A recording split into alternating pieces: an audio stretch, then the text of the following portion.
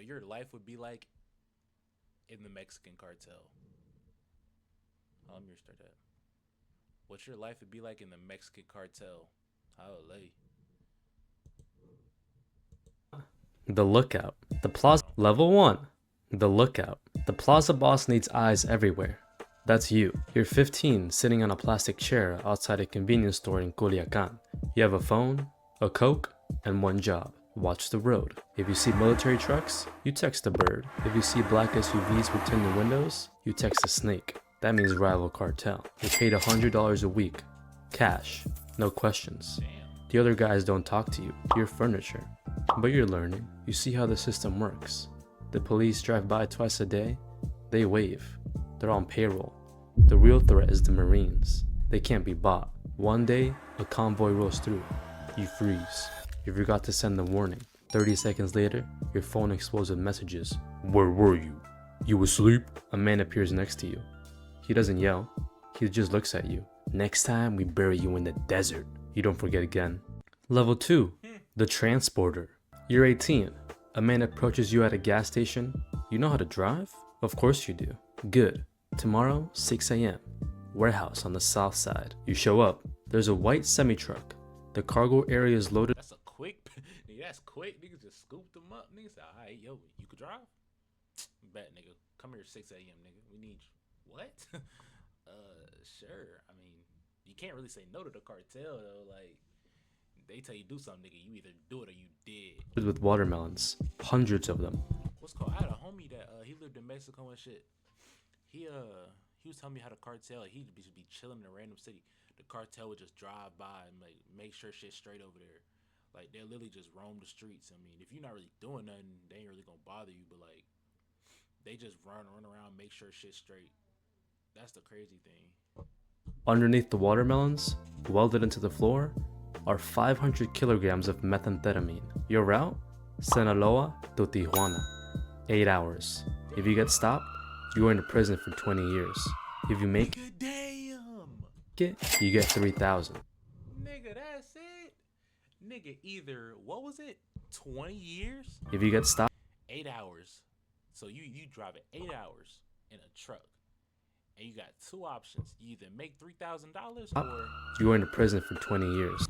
or you go to prison for 20 years. What y'all picking? If it was either you go to jail for 20 years or you make 3 bands. Basically, would you go to jail for 20 years for 3 bands and an 8-hour drive? Nigga, I drove 1 hour 40 minutes, nigga, to pick up a car for my homie, nigga. My car ended up breaking down, nigga. I ended up losing $800, nigga. I ended up losing 800. And then later down the line, I had to get the car fixed, nigga. I had to pay 2,000, nigga. So I basically lost 2,800 all for a half o. All for a half o weed. If you make it, you get 3,000. You drive. And a full tank of gas. Every time you see headlights in the mirror, your stomach drops. But you make it. You park at a warehouse. Men unload the truck. One of them hands you an envelope. You've never held this much money in your life. You do it again next week. Take half a meal out that bank, put it in his bitch face. She ain't never see that much money, better make her faint.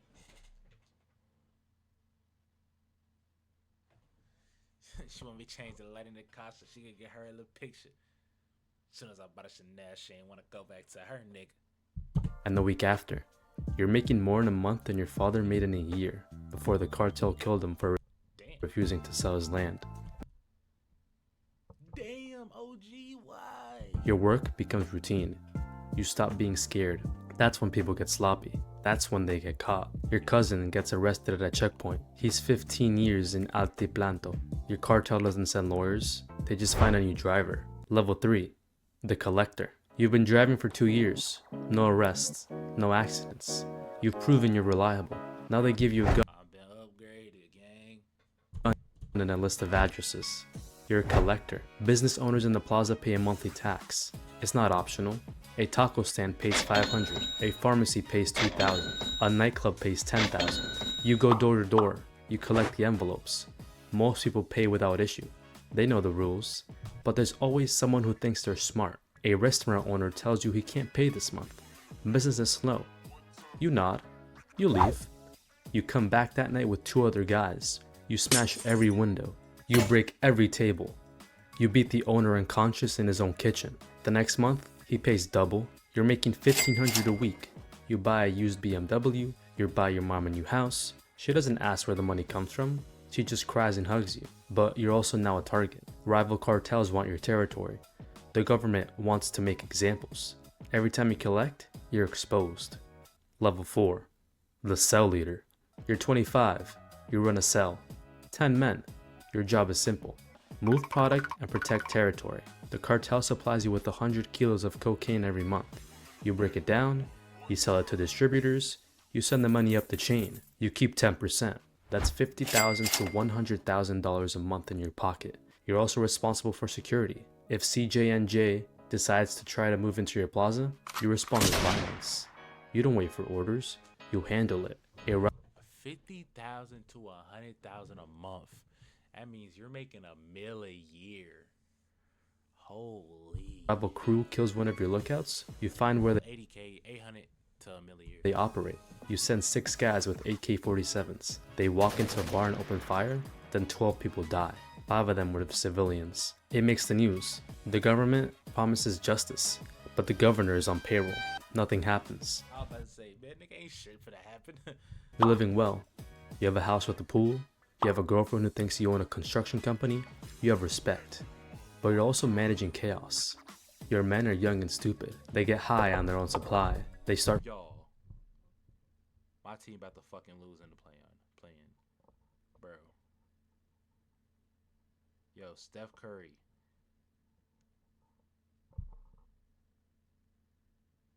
Yo.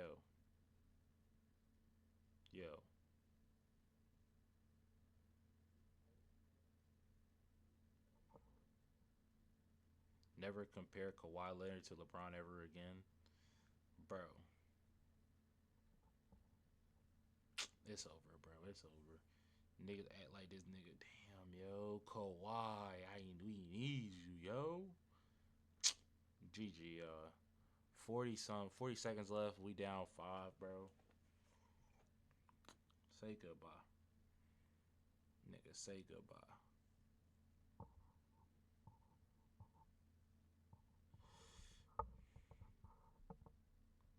Curry got 34, yo. God damn. We just so ass, nigga. Fights, they attract attention. You have to discipline them. Sometimes that means a beating. Sometimes that just means a bullet. And the pressure from above is constant. The regional boss wants more money. Always more. If you don't deliver, you're replaced. And replacement is permanent. Level 5. The regional operator. You control a city now. Maybe it's Reynosa or Nuevo Laredo. You have 5 cell leaders reporting to you. You manage to supply Niggas run a whole city, yo. the distribution and the violence. Your meetings are in a safe house that change every week. You arrive in armored SUVs. You have bodyguards. You carry a gold-plated pistol you've never actually fired. Your job is to think strategically. The plaza boss wants to expand into a neighborhood state. You plan the operation. You identify the weak points in the rival cartel's territory. You bribe local police to stand down. You coordinate the assault. 30 of your men roll into the town at 3 a.m. They kill the rival cell leader and his crew. They hang bodies from a bridge with the message, "This plaza belongs to Sinaloa." You also manage the money. Millions of dollars flow through your hands every month. You can't deposit in the bank. You launder it. You buy restaurants, car washes, construction companies, legitimate businesses that hide illegal profits. You're making $200,000 a month. You have properties in 3 states. You have a wife and kids who live separately from your work life. You tell them you're an import/export guy. They don't ask questions, but the walls are closing in. The DEA has your phone tapped. You know this because your lawyer told you. So you communicate through messengers. You meet in person. You speak in code. You're also fighting a 2-front war. The government wants you arrested. Rival cartels want you dead. And ambitious men in your own organization want your position. You sleep 4 hours a night. You trust no one completely, not even your brother. Level 6. The Plaza Boss. You run the state. Every drug shipment, every murder, every bribe goes through you. You have 500 men working under you. You generate $20 million a month for the cartel. but you're a ghost. The public doesn't know your face. You don't do interviews. You don't appear in photos. You live in a compound in the mountains, 20-foot walls, armed guards, attack dogs. Your work is politics. You negotiate with other cartels to avoid unnecessary wars. You meet with governors and generals. You don't threaten them, you make them offers. A suitcase with $2 million, a share of the profits, a piece of the empire. Most of them take it. The ones who don't, they get exposed. Photos of them with mistresses, evidence of corruption. Their careers are destroyed, and if they still refuse, they disappear. You're also a CEO. You manage logistics on. So I'm a CEO. I basically tell niggas when, what, and when to do it. And if they don't listen to me, these niggas is dead. They get leaked. Niggas get they dick pics leaked. Nigga, him cheating on his wife. Nigga get blackmailed. And I'm really just up. Like, yo. On a massive scale. You really realize the cartel run everything, yo. It runs everything down there. Cocaine from Colombia. Precursor chemicals from China. Marijuana from the mountains. Heroin from poppy fields. You coordinate shipments across continents. You manage tunnels under the border. You manage submarines. You manage drones. You're making $1 million a month personally, but money's just a number on a screen. You have everything you could want and nothing you actually need. You can't go to your daughter's quinceañera, that's too dangerous. You can't visit your mother's grave, snipers might be waiting. You live in a golden cage, and the paranoia is eating you alive. Your head of security might be working for the DEA. Your accountant might be skimming. Your right-hand man might be planning a coup. You execute 2 of your men based off suspicion alone. Better be safe than sorry. Level 7. The cartel leader. You built this. Maybe you inherited it from your father or your uncle. Maybe you killed your way to the top. Either way, you're the boss now. Your organization moves 100 tons of cocaine a year.